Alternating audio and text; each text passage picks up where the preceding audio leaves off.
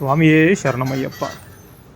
So bike ತಗೊಂಬಂದ್ಬಿಟ್ಟು ಅಲ್ಲಿ petrol bunk opposite ಅಲ್ಲೇ ಎದುರುಗಡೆ ನೋಡ್ತಿದ್ರಲ್ಲ ಪೆಟ್ರೋಲ್ ಬಂಕ್ ಹತ್ರ ಹಾಕಾಯ್ದು ಗಾಡಿನ. ಇವಾಗ ನಮ್ಮ ಪಯಣವನ್ನು ಶಬರಿಮಲೆ ಕಡೆಗೆ ಮುಂದುವರಿಸುವ. ಸೊ ರಶ್ಶು ಅಷ್ಟೊಂದಿಲ್ಲ, ಭಕ್ತಾದಿಗಳು ಬರ್ತಾ ಇದ್ದಾರೆ ಒಬ್ಬೊಬ್ಬರಾಗಿ. ಇವಾಗ ಸಮಯ 5 ಗಂಟೆ.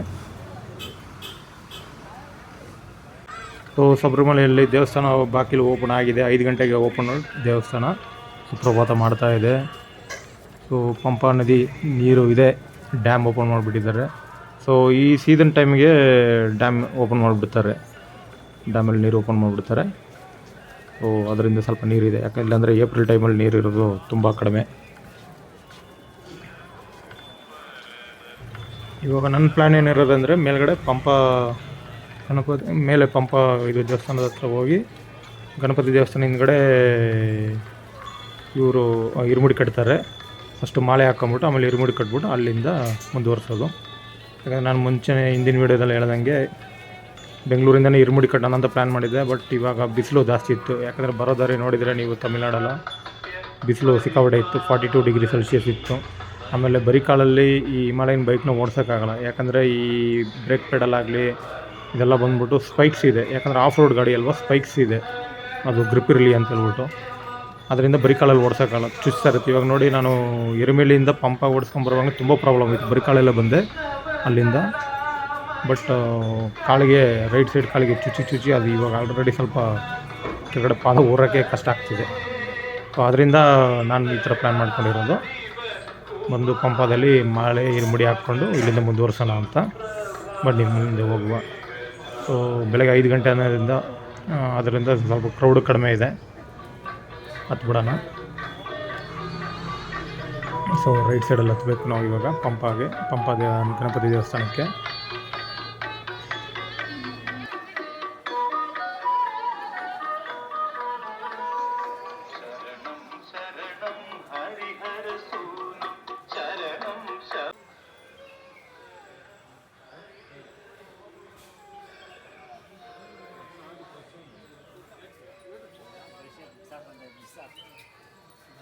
ಸ್ವಾಮಿಯೇ ಶರಣಮಯ್ಯಪ್ಪ. ಸೊ ಇವಾಗ ಇರುಮುಡಿ ಕಟ್ಟಾಯಿತು, ಮಾಲೆ ಹಾಕ್ಕೊಂಡು ಇರುಮುಡಿ ಕಟ್ಟಾಯಿತು ಪಂಪ ದೇವಸ್ಥಾನದ ಹತ್ರ. ಆಮೇಲೆ ಇದು ಪಾಸ್ ಕೂಡ ಚೆಕ್ ಮಾಡಾಯಿತು. ಸಮಯ ಇವಾಗ 5 ಗಂಟೆ 53 ನಿಮಿಷ. ಮುಂದುವರಿಸ್ತಾ ಇದ್ದೀನಿ. ಸೊ ನೀವು ಅದೇ ಪಂಪ ಗಣಪತಿ ದೇವಸ್ಥಾನ ಹಿಂದ್ಗಡೆನೇ ಬಂದ್ಬಿಟ್ಟಿದೆ ಇರುಮುಡಿ ಕಟ್ಟೋ ಜಾಗ. ಜಸ್ಟ್ 300 ರುಪೀಸ್ ತೊಗೊತಾರೆ, ಟೋಕನ್ ತೊಗೋಬೇಕು. ಆಮೇಲೆ ನನಗೇನು ಜಸ್ಟ್ ಎಷ್ಟಾಯಿತು, ಒಂದು 5 ಮಿನಿಟ್ಸ್ ಕೂಡ ಆಗಲಿಲ್ಲ ಮಾಲೆ ಹಾಕ್ಕೊಂಡು ಇರುಮುಡಿ ಹಾಕ್ಕೊಂಬರೋಕ್ಕೆ. ಸಿಂಪಲ್ಲು, ಬೇಗ ಆಗುತ್ತೆ. ಇವಾಗ ನೀಲಿಮಲೆ ಟಾಪ್ ಬಂದಿದ್ದೀನಿ, ತುಂಬ ಟಯರ್ಡ್ ಆಗ್ತಿದೆ, ಸೆಕೆ ಬೇರೆ. ಸೊ ಒಬ್ಬನೇ ಸೋಲೋ ಬಂದಿರೋದು ಅದೊಂಥರ ತುಂಬ ಚೆನ್ನಾಗಿದೆ. ಶಾಂತವಾಗಿ ಮೌನವಾಗಿ ನಡೀತಾ ಇದ್ದೀನಿ. ಇವಾಗ ಅಪ್ಪಾಚಿಮೇಡು ಟಾಪ್ ರೀಚ್ ಆಗಾಯಿತು. ತುಂಬ ಟಯರ್ಡ್ ಅನ್ನಿಸ್ತು, ಯಾಕಂದರೆ ಬಿಸಿಲುಗಳಲ್ವ. ಸೂರ್ಯ ಉದಯ ಆಗ್ತಿದ್ದಾನೆ. ನೋಡಿ ಬೆಟ್ಟದ ತುದಿಯಲ್ಲಿ ಲೈಟಾಗಿ ಇದು ಕಾಣಿಸ್ಕೊತಿದ್ದಾನೆ. ಆಮೇಲೆ ಇಲ್ಲಿ ನೋಡಿದರೆ ಇದು ಫುಲ್ಲು ಏನಂತೀರ ಡೀಲ ಇದು. ಅಲ್ಲೂ ಕೂಡ ಅಷ್ಟು ಮಂಜು ಫುಲ್ಲು ತುಂಬಿಕೊಂಡಿದೆ. ಆ ಕಡೆ ತೋರಿಸ್ತೀನಿ ತಡೀರಿ ನಿಮಗೆ.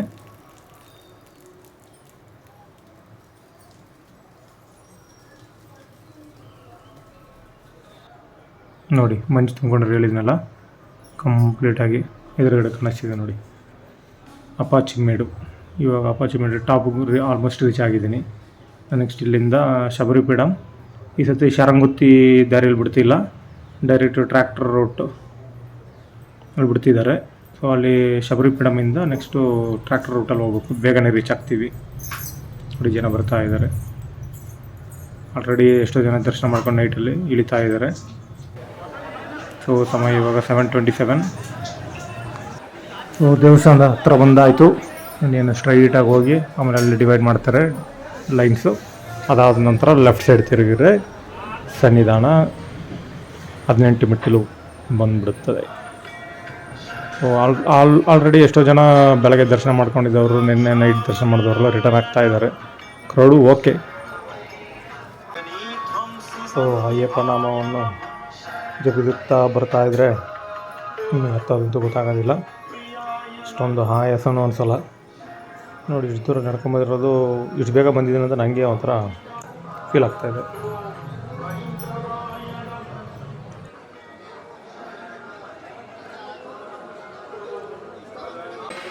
ಸೊ ಫುಲ್ ಫ್ರೀ ಇದೆ ನೋಡಿ, ಎಲ್ಲ ಖಾಲಿ. ಇವಾಗ ನಾವು ಫಸ್ಟ್ ರೋದಲ್ಲಿ ನಾವಿದ್ದೀವಿ, ಇವಾಗ ಸೆಕೆಂಡ್ ರೋ ಬಿಡ್ತಾ ಇದ್ದಾರೆ. ಆ ಕಡೆ ರೀಚ್ ಆಗಾಯಿತು.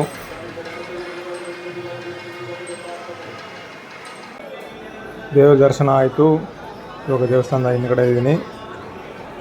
ತುಂಬ ಚೆನ್ನಾಗಿ ದರ್ಶನ ಆಯಿತು, ತುಂಬ ಆನಂದವಾಯಿತು. ಲೈಫ್ ಟೈಮಲ್ಲಿ ಇದೊಂದು ಅಚೀವ್ಮೆಂಟ್ ಥರ, ನನಗೆ ಅಕಾಂಪ್ಲಿಷ್ಮೆಂಟ್ ಥರ. ಯಾಕಂದರೆ ಬೈಕಲ್ಲಿ ಅಷ್ಟು ದೂರದಿಂದ ಬಂದು ಬೆಳಗ್ಗೆ ಇಲ್ಲಿ ರೀಚ್ ಆಗಿ, ಅದು ಒಬ್ಬನೇ ಸೋಲೋ ರೈಡು. ಆಮೇಲೆ ಇವನ್ ಬಿಡಿ ಅದು ಹೇಳ್ಕೊಳಕ್ಕಾಗಲ್ಲ, ಅಷ್ಟು ಚೆನ್ನಾಗಿದೆ. ಸೊ ಇದು ನೋಡಿ ಹಿಂದ್ಗಡೆ ದೇವಸ್ಥಾನ ಹಿಂದ್ಗಡೆ ಕಾಣಿಸ್ಕೊಂತಿರೋದು ಬಶ್ಮಕುಲಂ.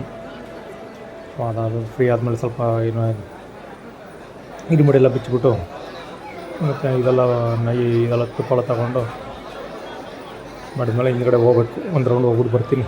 ಬಶ್ಮಕುಲಂ ಎಲ್ಲ ನೋಡಬೇಕು. ಸೊ ಇರುಮಡಿ ಎಲ್ಲ ಬಿಚ್ಚಾಯಿತು. ತೆಂಗಿನ ತುಪ್ಪ ಎಲ್ಲ ಸಪ್ರೇಟ್ ಮಾಡಾಯಿತು. ಅರ್ಧ ತೆಂಗಿನಕಾಯಿ ತೊಗೊಂಡೋಗಿ ಅಗ್ನಿಕುಂಡದಲ್ಲಿ ಹಾಕಾಯಿತು. ಇವಾಗ ಅನ್ನದಾನಕ್ಕೆ ಇಡ್ತಾ ಇದ್ದೀನಿ. ಅನ್ನದಾನ ರೆಗ್ಯುಲರಾಗಿ ಇಲ್ಲಿ ಏನಂದರೆ ಉಪ್ಪಿಟ್ಟು ಪ್ಲಸ್ ಸಾಂಬಾರು ಇರುತ್ತೆ. ಇವಾಗ ಬಶ್ಮಕುಲಂ ಹತ್ರ ಬಂದಿದ್ದೀನಿ ನೋಡಿ. ಇಲ್ಲೂ ಅಷ್ಟೇ, ಈ ಸ್ಥಳದಲ್ಲಿ ಹಿಸ್ಟ್ರಿ ಇತಿಹಾಸ ಇದ್ರ ಬಗ್ಗೆ ಗೊತ್ತಿಲ್ಲ ಅಷ್ಟೊಂದು.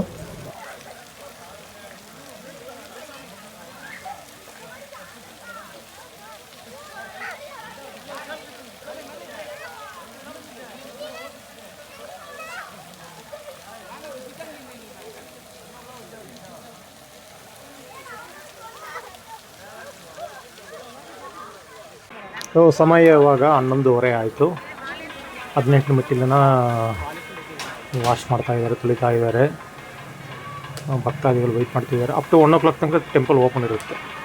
ಸೊ ಅದಾದ ನಂತರ ಕ್ಲೋಸ್ ಮಾಡ್ತಾರೆ. ಮತ್ತೆ 4 ಗಂಟೆಗೆ ಮತ್ತೆ ಓಪನ್ ಮಾಡ್ತಾರೆ.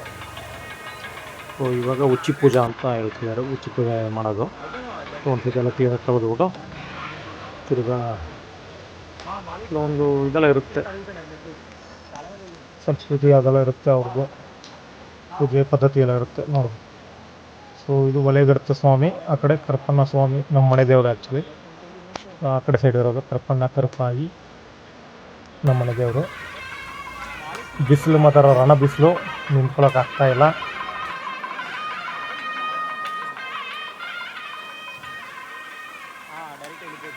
ಸೊ 18 ಮೆಟ್ಲು ಎದುರುಗಡೆ ಕೂತಿದ್ದೀನಿ. ಅಂದರೆ ಪ್ರಸಾದ ಸ್ಟಾಲ್ ಇದೆಯಲ್ಲ ಅಲ್ಲಿ, ಅಂದರೆ ಅಗ್ನಿಕುಂಡ ಹತ್ರ ಕೂತಿದ್ದೀನಿ. ಸೊ ನನ್ನ ಪ್ಲ್ಯಾನ್ ಏನಂದರೆ ಇವತ್ತು ಕಂಪ್ಲೀಟ್ ಶಬರಿಮಲೆಯಲ್ಲಿ ಟೈಮ್ ಸ್ಪೆಂಡ್ ಮಾಡಬೇಕಂತ ನಾನು ಡಿಸೈಡ್ ಮಾಡಿದ್ದೀನಿ. ಸೊ ಈ ಕಾರ್ಪೊರೇಟ್ ಲೈಫ್ ಇದ್ರ ಬಗ್ಗೆ ಯಾವುದನ್ನು ಯೋಚನೆ ಮಾಡ್ದಲೇ ಇವತ್ತು ನನ್ನ ಆ ಒಂದು ಇದರಿಂದ ದೂರ ಮಾಡಿಕೊಂಡು ನನ್ನ ಇಲ್ಲಿ ಕಂಪ್ಲೀಟಾಗಿ ಅರ್ಪಿಸ್ಕೊಂಡಿದ್ದೀನಿ.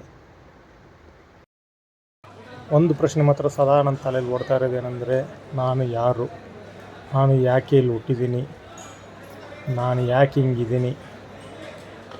ಪ್ರತಿಯೊಂದು ಇದುವರೆಗೂ ನಡೆದು ಬಂದಿರೋ ಸಂಗತಿಗಳನ್ನೆಲ್ಲ ನೆನೆಸ್ಕೊಂಡ್ರೆ ನನಗೆ ಈ ಕ್ವಶನ್ ಇಲ್ಲಿ ಇಟ್ಕೊಂಡಿರೋ ತನಕ ನಂಗೆ ಅದೇ ಅನ್ನಿಸ್ತಾ ಇದೆ, ಅದೇ ತಲೆಯಲ್ಲಿ ಓಡ್ತಾ ಇದೆ.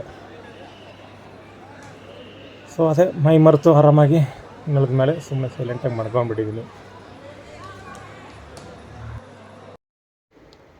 ಪದೇ ಅದೇ ನಂಗೆ ಕಾಡ್ತಾ ಇದೆ, ಯಾರು ನಾನು, ಏನಕ್ಕೆ. ನೋಡಿ ಇವಾಗ ಎಕ್ಸಾಂಪಲ್ ಇದು ಫಾಸ್ಟ್ ಟ್ರ್ಯಾಕ್ ಮಾಡಿ ಇಟ್ಬಿಟ್ಟಿದ್ದೀನಿ, ವೀಡಿಯೋನ ಫಾಸ್ಟ್ ಟ್ರ್ಯಾಕಲ್ಲಿ ಇಟ್ಟಿದ್ದೀನಿ. ಎಷ್ಟೋ ಜನ ಬರ್ತಿದ್ದಾರೆ, ಹೋಗ್ತಿದ್ದಾರೆ. ಇದೇ ರೀತಿ ಯುಗವಾಗಿ ಈ ದೇವಸ್ಥಾನದಲ್ಲಿ ಹಲವಾರು ಪವಾಡ ನಡೆದಿದೆ, ಹಲವಾರು ಶಕ್ತಿ, ಪ್ರತಿಯೊಂದು ಎಷ್ಟೋ ಜನ್ರೇಷನ್ನಾಗಿ ಬಂದು ಹೋಗಿದ್ದಾರೆ. ಬಟ್ ಯಾರೂ ನಿರಂತರವಾಗಿಲ್ಲ ಇಲ್ಲಿ. ಒಂದು ಸತ್ಯ ಏನಂದರೆ, ಇಲ್ಲಿ ಹುಟ್ಟು ಉಚಿತ, ಸಾವು ಖಚಿತ. ಒಂದಿನ ಎಲ್ಲರೂ ಹೊರಟೋಗ್ತಿದ್ದೀವಿ.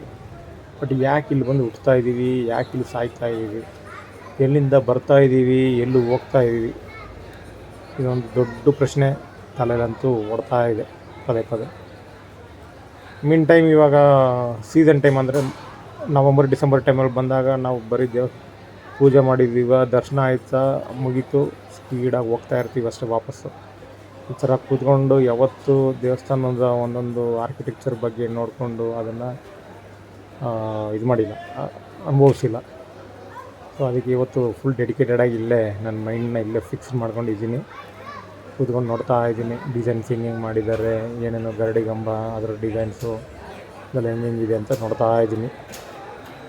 ನೀವು ನಂಗೆ ಕಂಪ್ಲೀಟಾಗಿ ಇವತ್ತು ಫುಲ್ ಅದೇ ಹೇಳಿದಂಗೆ ಸಂಜೆ ತಿರ್ಗಾ ಇನ್ನೊಂದು ಸತಿ 4 ಗಂಟೆಗೆ ದೇವಸ್ಥಾನ ಬಾಗಿಲು ತೆಗೆದ ಮೇಲೆ ಮತ್ತೊಂದು ಸತಿ ದರ್ಶನ ಮಾಡೋ ಪ್ಲ್ಯಾನ್ ಇದೆ ನಮ್ಮದು.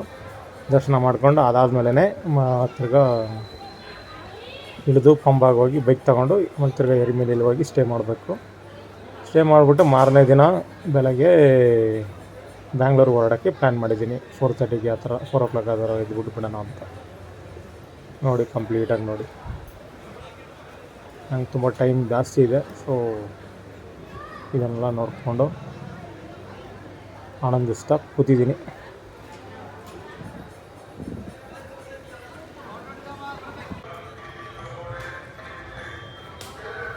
ಸೊ ಇವಾಗ ಸಮಯ 4:15. ಮತ್ತೊಂದು ಸತಿ ಹೋಗಿ ದರ್ಶನ ಮಾಡಿಕೊಂಡು ಮತ್ತೊಂದು ಸತಿ ಒಳ್ಳೆ ದರ್ಶನ ಆಯ್ತು. ಇವಾಗ 2ನೇ ಬಾರಿ.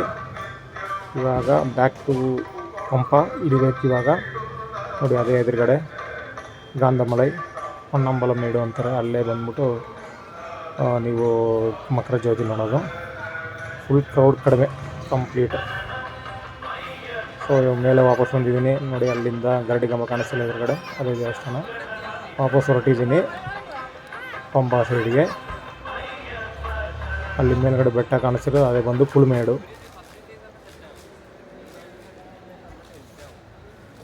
ಪ್ರತಿ ವರ್ಷ ಇಲ್ಲಿಂದ ಹೊರಡುವಾಗ ಏನೋ ಒಂದು ಅಂದ್ಕೊಂಡು ಹೊರಡ್ತೀನಿ, ಮುಂದಿನ ವರ್ಷ ಇಲ್ಲಿ ಬರುವಾಗ ಏನೇನು ಬದಲಾವಣೆ ಆಗಿರುತ್ತೆ ಅಂದ್ಬಿಟ್ಟು. ಅದೇ ರೀತಿ ವರ್ಷ ಒಂದೊಂದು ಬದಲಾವಣೆ ಆಗ್ತಿದೆ.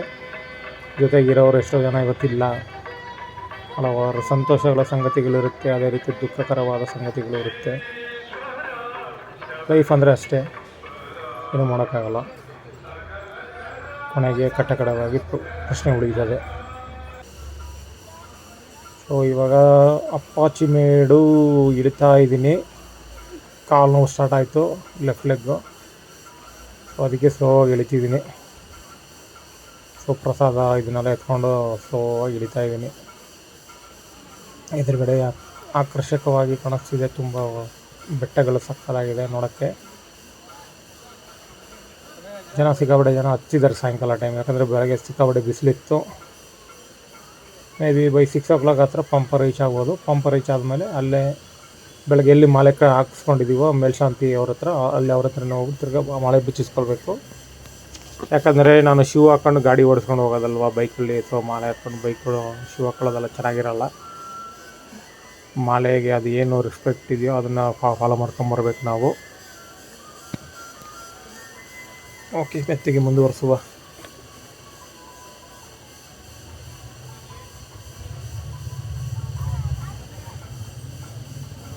ಸೊ ಇನ್ನೂ 13 ಈ ಥರ ಸ್ಟೇಜಸ್ ಇರುತ್ತೆ.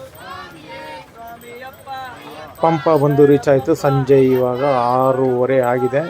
ಜನ ಸಾಗರಣೆ ನೋಡಿ, ನೀರು ಬಿಟ್ಟಿದ್ದಾರೆ. ಬೆಳಗ್ಗೆ ನೋಡಿದಾಗ ಅಷ್ಟೊಂದು ಸರಿ ಕಾಣಿಸಿರಲ್ಲ ನಿಮಗೆ. ಇವಾಗ ಸಂಜೆ ನೋಡಿ ಸರಿ ಕಾಣಿಸ್ತಿದೆ, ಸಖತ್ತಾಗಿ ಕಾಣಿಸ್ತಿದೆ. ಮೋಡ ಕವಿದ ವಾತಾವರಣ ಇದೆ, ಬಟ್ ಅದೇ ರೀತಿ ಶೆಕೆಯೂ ಜಾಸ್ತಿ ಇದೆ. ಸೊ ಮೇಲ್ಶಾಂತಿಯಲ್ಲಿ ಅವ್ರ ಹತ್ರ ಹೋಗಿ ಮಾಲೆ ಬಿಚ್ಚಿಸ್ಕೊಂಡು ವಾಪಸ್ ಹೊರಡ್ತಾ ಇದ್ದೀನಿ ಎರಿಮೇಲಿಗೆ. ಸೊ ಬೆಳಗ್ಗೆ ಬೈಕ್ ನಿಲ್ಲಿಸೋಗಿರೋ ಜಾಗಕ್ಕೆ ಬಂದಿದ್ದೀನಿ. ಇವಾಗ ಇಂಡಿಯನ್ ಆಯಿಲ್ ಪೆಟ್ರೋಲ್ ಬಂಕ್ ಹತ್ರ ನಿಲ್ಲಿಸೋಗಿದ್ದೆ. ಸೊ ಇಲ್ಲಿಗೆ ನಮ್ಮ ಶಬರಿಮಲೆ ಯಾತ್ರೆ ಮುಗಿಯಿತು. ಏಪ್ರಿಲ್ ತಿಂಗಳು ವಿಶ್ವ ಪೂಜೆಗೆ ಬಂದು ದೇವ್ರ ದರ್ಶನ ಮಾಡ್ಕೊಂಡು ಹೋಗ್ತಾ ಇದ್ದೀನಿ. ನೋಡಿ ನಮ್ಮ ಬೈಕಲ್ಲಿ ನಿಂತಿದೆ, ಕಾಣಿಸ್ತಿದೆಯಾ? ಸೊ ಇನ್ನೊಂದು ಕಡೆ ಬೈಕಿಗೂ ಕೃತಜ್ಞತೆಯನ್ನು ತಿಳಿಸ್ಕೋಬೇಕು. ಯಾಕಂದರೆ 630 ಕಿಲೋಮೀಟರು ಯಾವುದೇ ಒಂದು ತೊಂದರೆ ಇಲ್ಲದಲೇ ನಮ್ಮನ್ನು ಸೇಫಾಗಿ ಕರ್ಕೊಂಬಂದು ಸೇರಿಸಿದೆ ಗಾಡಿ. ತಿರ್ಗಾ ಸೇಫಾಗಿ ಕರ್ಕೊಂಡೋಗಿ ಬೆಂಗಳೂರಿಗೆ ಸೇರಿಸುತ್ತೆ. ಅದಕ್ಕೆ ಕೃತಜ್ಞತೆಯನ್ನು ಸಲ್ಲಿಸ್ತಾ ದೇವರಿಗೂ ಕೃತಜ್ಞತೆಯನ್ನು ಸಲ್ಲಿಸಾಯಿತು. ಸೊ ಸ್ವಾಮಿಯೇ ಶರಣಮಯ್ಯಪ್ಪ, ಸ್ವಾಮಿಯೇ ಶರಣಮಯ್ಯಪ್ಪ, ಓಂ ಶ್ರೀ ಸ್ವಾಮಿಯೇ ಶರಣಮಯ್ಯಪ್ಪ. ಎಲ್ಲರಿಗೂ ಧನ್ಯವಾದಗಳು.